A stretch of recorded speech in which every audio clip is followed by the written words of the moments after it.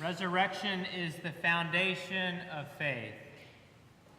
If Jesus did not rise from the dead, then our life simply ends in that last breath. And as St. Paul tells those in Corinth, that would be a pity. 2 summers ago, I had the chance to travel to the Holy Land to follow the footsteps of Jesus.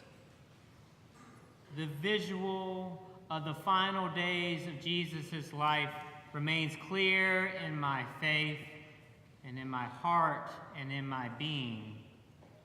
The most important of all the sacred places in Jerusalem is the Church of the Holy Sepulchre, also called the Church of Resurrection. I invite you to pull the white insert out that's in your bulletin that shows an outline of this magnificent holy ground. Today, the Church of the Resurrection is located inside the city walls of the Holy City, but in Jesus' time, it was outside the walls. You can see the cross of Calvary where Jesus was hung, also called Golgotha, the place of the skull. After Jesus died, his body was taken down and wrapped for burial in a shroud, as was their custom. If we look at our own cross here in our church, and we imagine that Jesus was hung there, his body would have been placed here on the cold stone floor and prepared for burial. Once the body was wrapped, then he would have been taken to the tomb. And the tomb is only 140 feet from the cross. So if you basically go from our altar cross to the narthex, or the foyer area where you came in, that's how close it is all together. That magnificent space which holds the death, the preparation for burial, and the burial in one place. It's those three faithful acts which give us the facts of the resurrection. In many ways, these point to the reference that are located in our own church too. But let's look farther back in God's story about sin first. The sin of the first person in our biblical story is called Adam. And in Genesis chapter 2, God tells Adam, "You must not eat from that tree of knowledge. You must not understand what good and evil is until you're ready. But if you eat of it, surely you will die." Those first two human characters in God's unfolding story, like many children and maybe some adults, when we're told not to do something, then the devilish urge inside of us makes us want to do it. Approaching Eve, in the 3rd chapter, the serpent, the snake, comes to the woman and says, "You will not die. God won't kill you." But we all know what happens. She eats, he eats, and then God comes to talk with them about their separation. God tells Adam, because of this, now the ground is cursed in which you walk, and now you are living in the curse of death. St. Paul, in the letter today to the Corinthians, says, "For since death came through a human being, Adam, the resurrection of the dead came through a human being, Jesus. For all die in Adam, yet all will be made alive in Christ." Jesus' death brought an end to that finality of death. Jesus' death brought an understanding that this life does not end here. Yet we understand that death still brings that harsh sting into our lives. It brings that reality of missing those who we love that have gone. Yet we no longer live in that understanding of humanity tied to the sin of Adam, that we will never see them again. Instead, we're invited into that hope of God's welcome embrace when our time comes. Jesus died as Adam died, as we all will die someday too. And it's in that trust that there is a continuation of our life in God's wonderful grace that we know that we will be with each other again. It's this sense that we are no longer living here as we sit here today, but we're living anew.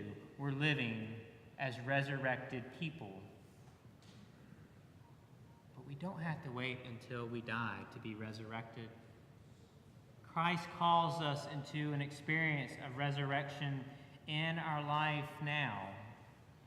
Every time we find ourselves doing something that is tearing at our heart and our soul, and we say we want to separate ourselves from that act, it's as if a victory has taken place within us and God's kingdom comes a little bit closer to us as we hear the good news of God and Christ. That holy of holy places in Jerusalem, where one church encapsulates death and resurrection. It reminds us that the cross is always close to the tomb. The challenge of this life places those little crosses on our back as we identify in ourselves the sin that we want to die. And when we come to that realization that we want to walk a better path towards God and towards our neighbor, it allows us to begin to appreciate the great joy of Christ's resurrection. Now, I know that there is time of celebration in victories that we might share with many. Like when we watch a basketball team or a golf player who has worked tirelessly for many years waiting for that victory of a tournament. Yet we celebrate even more when the victory happens inside of us. When we have taken a burden that's in our life that is separating us from each other, like a broken relationship, and we find a way to mend it together. That is a resurrection of the soul. Through the rubbles and the damage, a hope can emerge. We've watched the devastation of the fire at Notre Dame in this past week.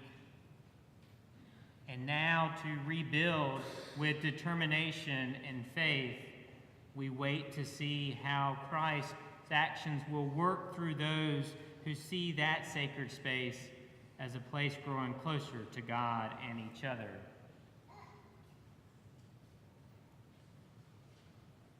Jesus Christ was taken down from the cross. And underneath every altar where we come and we break bread together, we find that we can be recharged with the strength of what he did and modeled for us. All of that helps us to work towards our salvation. And on the altar is the fair linen, which symbolizes the shroud in which Jesus was wrapped for his burial. On the altar is that reminder that we can see hanging over the edges to say, we do this in remembrance of him. We gather as a community to celebrate his love. For we know that the Last Supper was not the final supper. We continue to break bread in his communion, to live with Christ here and now, and with all those who will follow. The fascinating thing that I learned in this church of the resurrection was that underneath the place of Calvary, the cross where Jesus died, is the tomb of Adam. Right beneath where Christ died shows that redemptive power of God that raises up and is always creating something new. I believe in the resurrection in my life. I believe that I can take on those negative aspects that I want to die so that I can live freer.